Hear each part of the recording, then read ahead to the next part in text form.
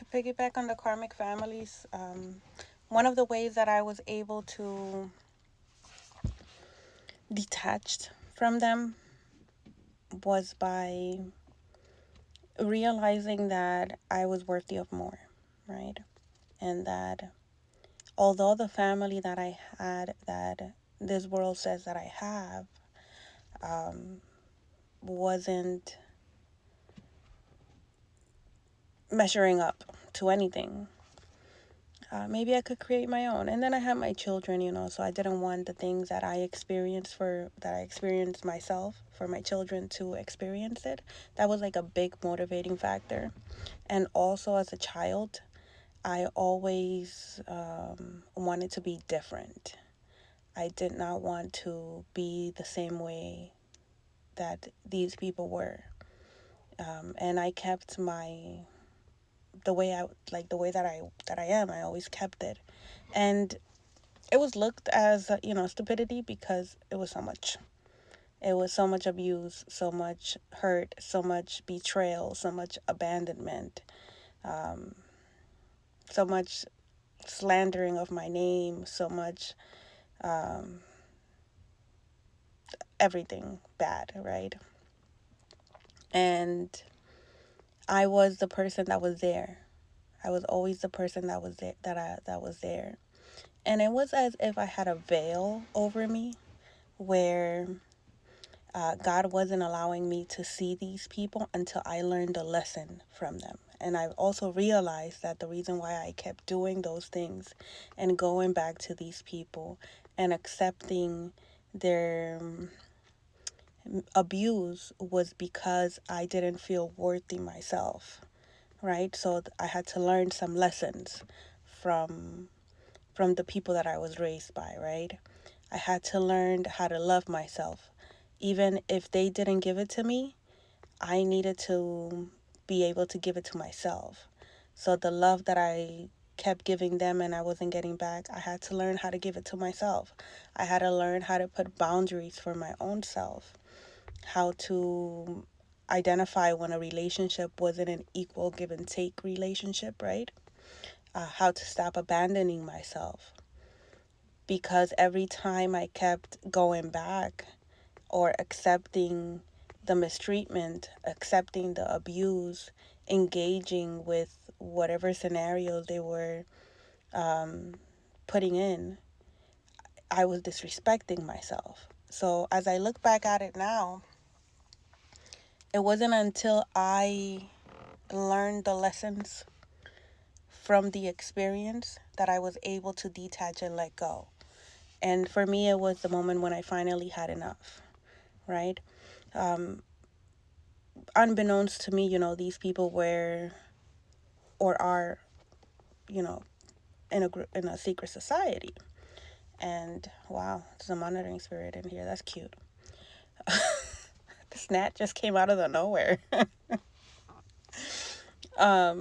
Unbeknownst to me, these people were or are in a secret society. And the practices that they held were like, food poisoning, putting things in your drink, putting things in your medicine. Like, I've been rushed to the hospital with stomach pains. No, the doctors don't know why.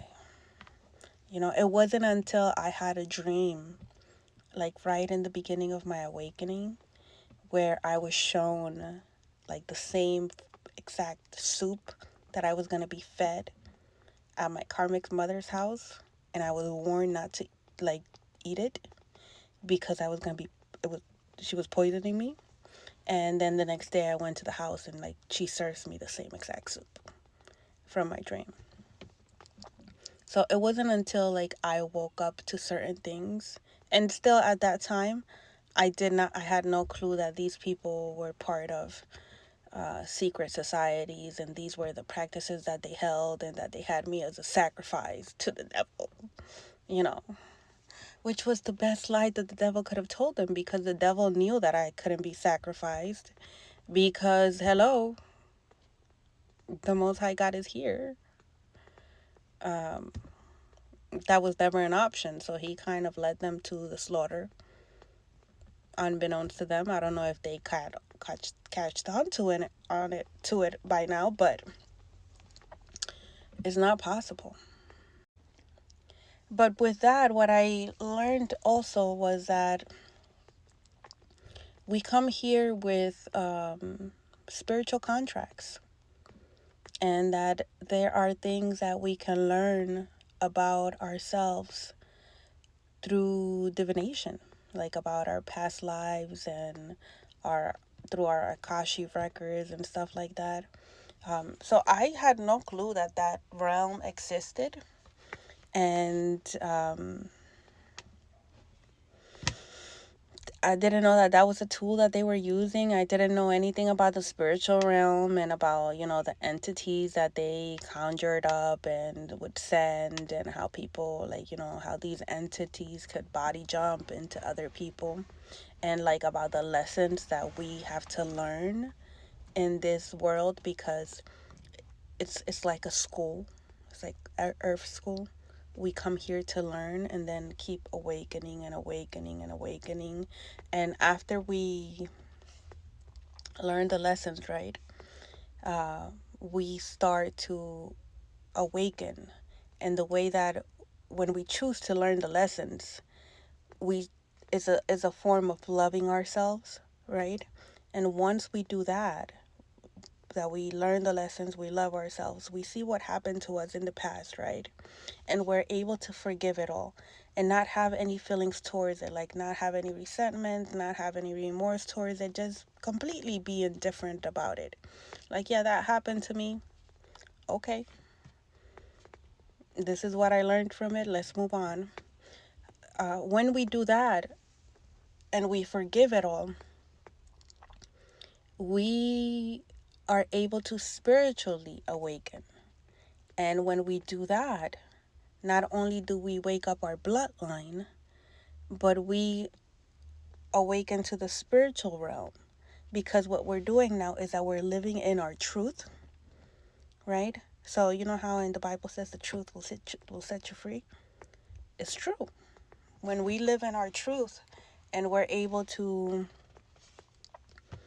walk in that, no matter how difficult it is, and not have any feelings towards it. It has to be like no feelings, like whether that happened, okay, moving on, type of scenario.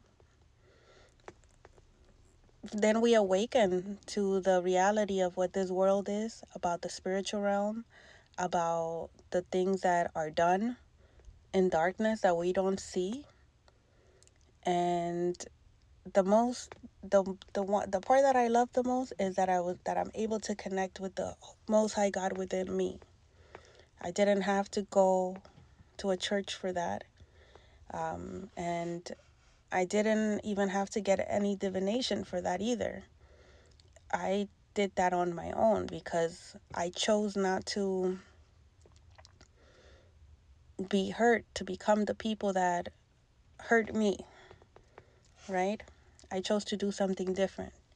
And when I chose to do something different, then things were revealed to me about what was happening and how to overcome that. And the way I overcame that was with love, by like loving myself. While these people were at the graveyard, conjuring up entities and sending things to me and stuff, like, I was at the gym. I was at the gym. I was changing my diet. So anyone could do this. You don't have to be special. You don't have to have a lucky charm. You just gotta choose to love yourself. Choose something different for yourself. And you can find the God within you.